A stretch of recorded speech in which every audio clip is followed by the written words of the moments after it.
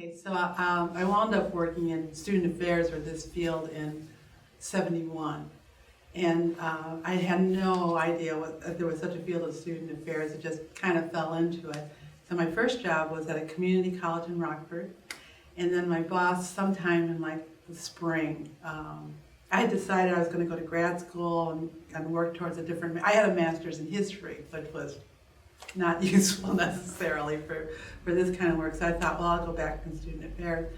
And so my boss said, you really need to meet people in your field. So he sent me to a steering committee meeting of the Association of College Unions International, which is our professional organization, and I met all the people from Illinois. And so later that spring, I guess it was a different hiring system. It was all under civil service, and they had hired somebody, and then they backed down, and they hired another person, and that person backed out. And this was going, and so in September, when they rolled into September, they were still short a staff member. And they gave me a call, and he said, in fact, I got a fortune cookie that the fortune said, you're going to get a strange call from a strange man. And that night, the person who was, the title then was program director, called me and he said, hi, this is Dave Hubler. Do you remember me? Do you want to come down here and work? And I said, no. I said, I'm just ready to come and to go back to grad school. I don't want to come. And then I talked to my mom. She said, it's probably a better environment in that there's more young people. I mean, Rockford, Illinois is pretty much a family kind of environment. So I came down in 1972 and started as, at that time, it would be equivalent to a program advisor, and then became the acting program director, and then eventually, oh Lord, I can't remember all this. So eventually then became an assistant director, and took on the program department as well as reservation, and then became the union director in 1984. So, and then held that position until I retired in '03. Okay. So, have been here at the Illini Union for 31 years. Great. Yeah. Wow.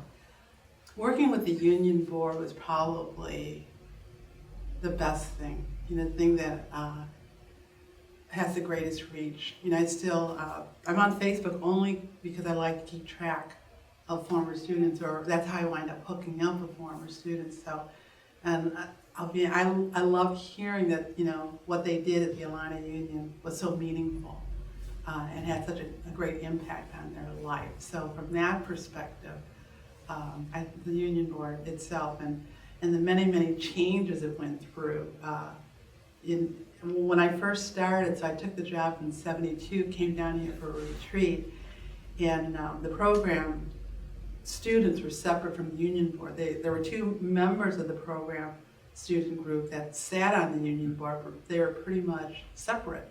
But the union board controlled the finances for the programmers.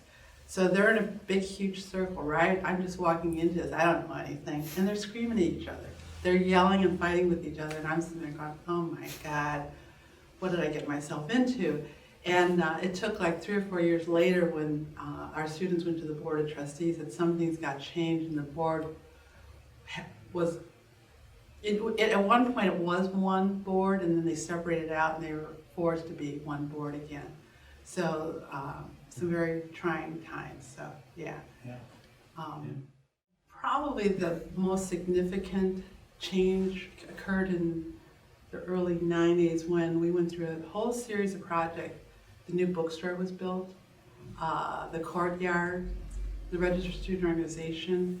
We just did some phenomenal, monumental changes, things that we never thought we could do. And there was still a lot of, no, don't make this change, don't make that change. A lot of resistance within the university, but with some really, really great support up above, we were allowed to make quite a few changes. I don't know, we had guest rooms on this side of the building. The 4th floor was all guest rooms. They were not meeting rooms. They're meeting rooms now, right? Still. Yeah. Okay. Yeah. We had the Alumni Association in here full-time. Foundation was in here. There was no registered, some students had offices, but maybe 15 students had offices, whereas with the complex, You know, there are a lot of students that are involved there.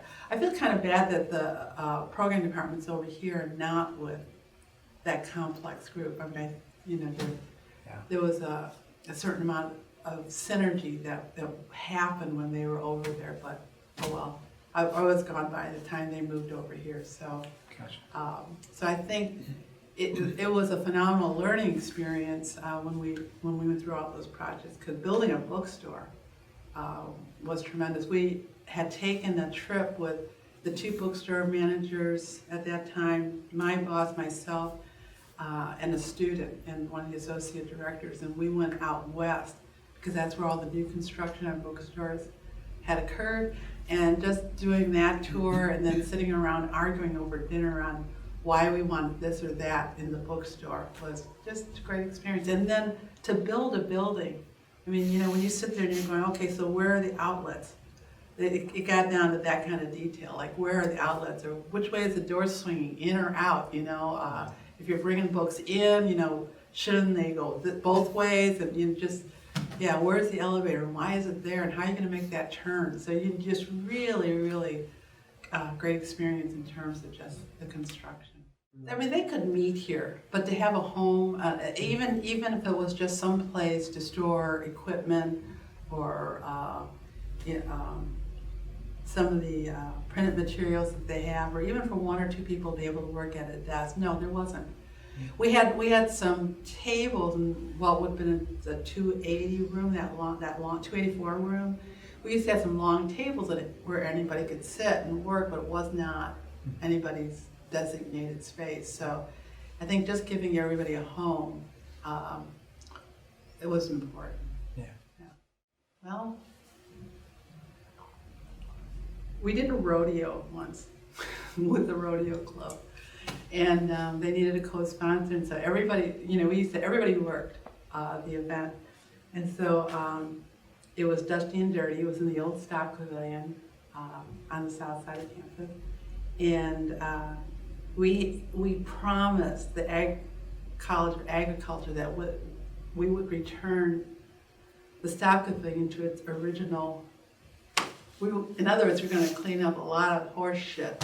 And so here are all these city kids with their pitchforks trying to pitch in, you know, manure and everything onto the manure spreader. It's blowing in our face. We're laughing so hard.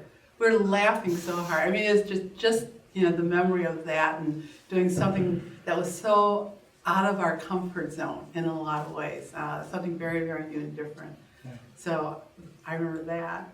The International Fair was an event where, you know, it was quite confrontational by the time I got here on staff, and the Arab-Israeli disagreements, Turkey and the Cypriots, you know, it's just too much tension, and eventually it just kind of exploded and had to do away with that. Not do away, what we did was, it was very political, and I can remember the union board having to say, we withdraw our sponsorship. So, because using the word cancellation, then they would come back to us and say, well, you can't, we want the money, and it was very hard for a lot of student organizations to understand that whatever money the union board generated stayed with the union board. It wasn't as if it was an allocation from the university somewhere that we could just say, okay, we'll just give you this portion of the allocation. So how we word things was the politics behind that.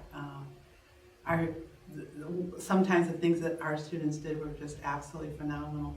The discussion on condoms in the bathroom, you know, I wish we had kept the notes, but because I was taking the notes, and I'm not sure why I was taking the minutes, but I really did I really wanted to capture as much of the discussion because it was monumental. It was earth-shaking, you know, for that time to be the first group to tackle that. There's just a lot of good memories of working with the students and with the union board. Yeah. We used to do a carnival too, where we worked with a carnival company, and on the south side of campus across from the assembly hall, we'll set up a carnival with, you know, tilt-a-whirl and Ferris wheels and things like that.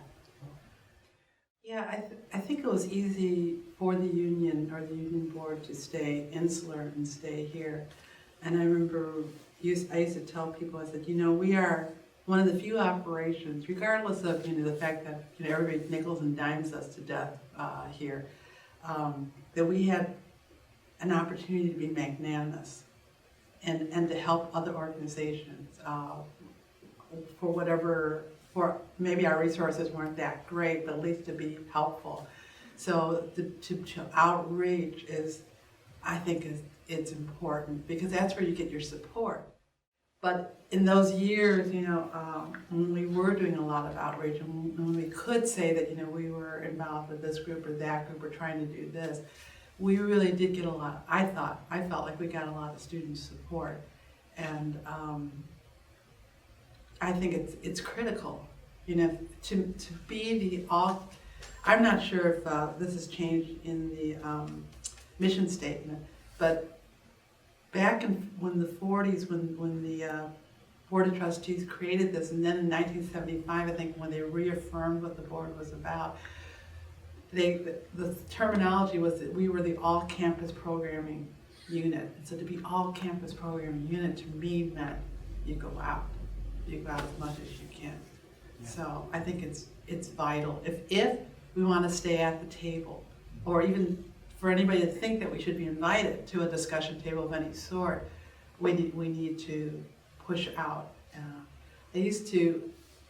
One of the things that I felt was important, that with the staff, if they went out to be, on a committee of some sort, that they go on and be on committees that weren't necessarily in their area, that it was important to learn new green spaces. And because I think that what happens then, something may come up where we're not at the table, but somebody knows about us because they know us from other committees, and maybe they would say, maybe we should call this person, I know this person. Building those contacts are that's how you make the union more viable, or you make the staff more viable and important. So I think it's very important to do. Always, in whatever you're doing. The people. So I've had a couple of part-time jobs since, I've retired, and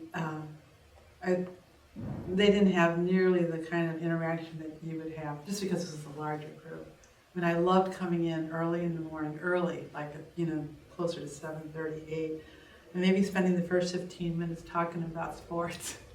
What did the football team do? What did they do at the basketball game? And then everybody goes to work, But just that camaraderie, regardless of whether we liked each other or didn't like each other then, we all love each other now. That says a lot for just relationships and connections and things like that. I miss the people.